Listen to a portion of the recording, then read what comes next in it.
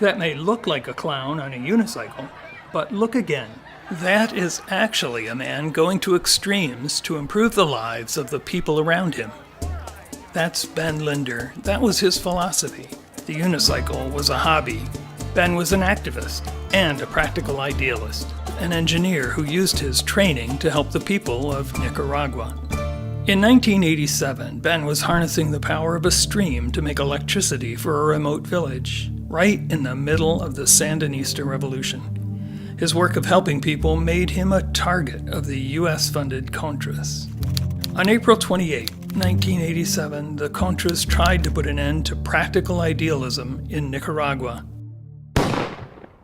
Ben Linder was murdered by Contras sent to stop his spirit of helping people, but it couldn't be stopped. And 30 years later, it thrives in Green Empowerment, a Portland-based nonprofit powerhouse that brings better living to tens of thousands every year.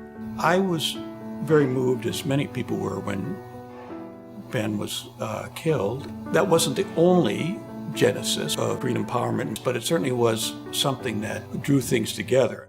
I think Michael saw an opportunity to continue the work that Ben was doing and make it global. Impoverished rural communities face huge barriers to development. A lot of times they need some kind of outside catalyst to overcome the challenges. They need people like Ben Linder who see potential in local leaders to transform communities and who dedicate themselves to facilitating these transformations to bring solutions to our neighbors who live at the end of some of the world's most difficult roads. One of the keys to Green Empowerment's success is building effective partnerships. Partnerships is pretty core to how Green Empowerment works. Again, that goes back to having a small team that is able to do a lot through partnerships. What that looks like has evolved and grown over time. So as an example, one of our first partners in Nicaragua was doing microhydro. And now, it's almost 20 years later, we're working with them on water, sanitation, and hygiene. Yo creo que un tema importante es que debemos hacer como personas, hacer cosas para ayudar a otras personas. La vida que tenemos es un tiempo acá en la tierra y muchas personas no tienen a veces lo que tenemos nosotros. Entonces lo que más me motiva es eso, ayudar a gente que no tiene acceso. Eusebia Campos is one of those people Aime is helping. This is what Eusebia used to do several times a day to get water for her family, and it wasn't even very safe water. Now, because of Asaphenix and Green Empowerment and the hard work of the community, clean spring water flows from this catchment high on the mountain right to her home. Sin apoyar a la demás comunidad, sí. Y no es como por lo menos la organización de Asaphenix que se preocupa por la comunidad, no por las personas, sino por la comunidad completa. Que si hay un problema de agua es de completo, si es de letrina es completo. Pero no, ¿por qué? Porque ya estamos educados, ya es que ya las capacitaciones, las consejerías, ya eso llegó a la familia. Y ya lo que entra a la cabeza uno lo pone en práctica. When you want to boil water to make a cup of tea or coffee, you probably don't give it much thought. But in much of the world, water gets boiled on a stove like this. Green Empowerment is very involved in helping people have high-efficiency stoves. Demo stoves are sometimes built to show people the advantages. And again, partnerships often lead to advances. And since we got a partnership with Green Empowerment, we improved the cooking stoves to make it more efficient. Over the last 20 years, Green Empowerment has built strong relationships with over 20 groups working to improve life in Latin America and Southeast Asia. It sounds so easy, but bringing basic services to remote communities takes a lot of time and effort. Simply getting to these places can be exhausting. If you're going to build micro-hydro electrification projects in the jungle, or you're going to install solar panels beyond the grid, or build sanitation facilities and teach good hygiene to a nearly inaccessible village, or if you're going to engineer community water systems or build high-efficiency stoves and mobilize a community, it'll take a huge commitment from extremely dedicated people, the kind of people associated with Green Empowerment. Sam Schlesinger is representative of the spirit that pervades Green Empowerment. He's tireless. In any given week, he spends days traveling to support GE's projects and partners in Ecuador and Colombia, often in unpleasant conditions, usually using buses, motorcycle taxis, hitchhiking, or walking for miles.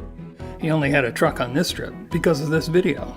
You really feel with green empowerment like you can see through the entire process and like you can feel certain by seeing the entire process about the sustainability of what we're doing. Why do it? Because it's tremendously rewarding. Being out there with the community is always a blast, even when it's hiking up and down muddy hills all day, but it really has an impact on people. People also change their own opinions about their area when they see an organization that's willing to come out and meet them there.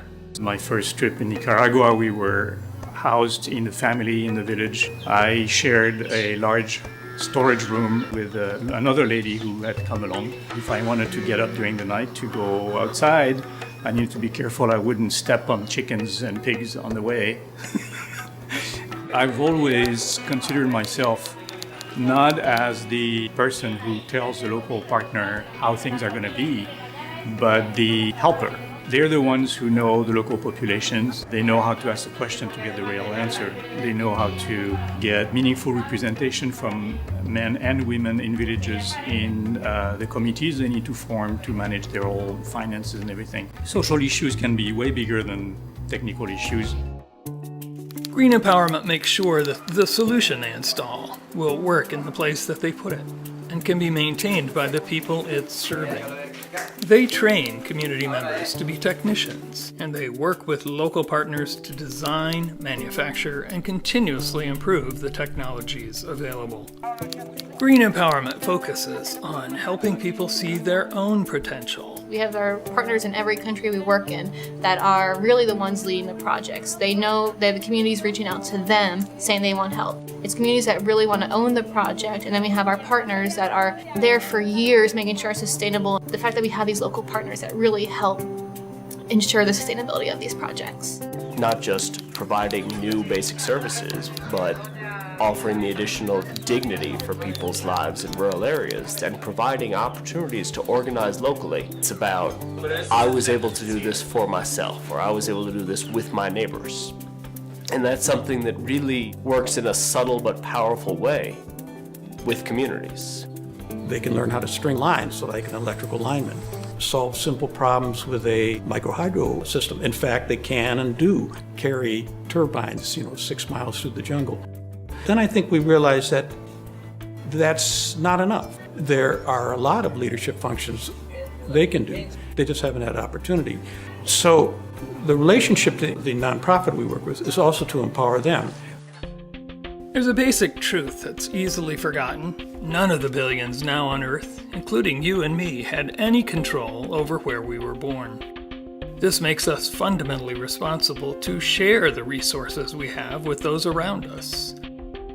Whether they're across the street or at the end of some seemingly endless road somewhere on the other side of the globe. At some level, there's a personal obligation to give back to people that didn't have that grew up someplace where there wasn't water, there wasn't access to electricity, that they're hauling firewood to cook over a cook stove, where going to school may not be a reality, there may not be one in your community. How do you get ahead in life? What they really need is access to information and materials so they can develop their infrastructure and help themselves.